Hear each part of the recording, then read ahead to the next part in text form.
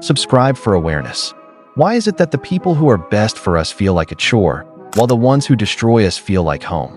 If you've ever walked away from a healthy person because there was no spark, but stayed with a toxic one because the chemistry was electric, I have a hard truth for you. You aren't looking for a soulmate. You're looking for a fix. Your brain has been hijacked. You've been taught to mistake a panic attack for a butterfly. And until you understand the psychology of why you crave the chaos, you will keep choosing a beautiful fire over a steady light, wondering why you're always getting burned. You see, in the theater of the mind, we don't seek what is healthy, we seek what is familiar. If your early landscape was paved with inconsistent love, your adult brain views calm as boring and chaos as real love.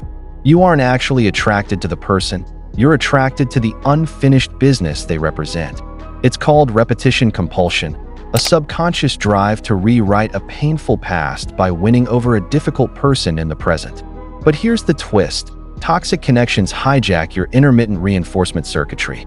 It's the exact same neurology that powers a slot machine.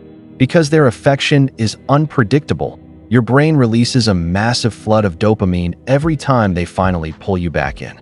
You become a biochemical gambler, addicted to the high of reconciliation after the low of neglect.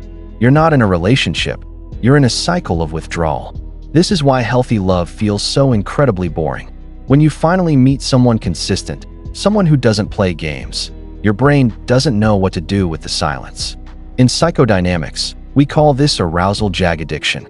Your nervous system is so used to the hit of cortisol that comes with drama that when peace finally arrives, it feels like a void. You call it a lack of chemistry, but it's actually just your nervous system going through a detox. The most profound manipulation isn't what they do to you. It's the fantasy bond your own brain builds to survive. You fall in love with their potential rather than their reality.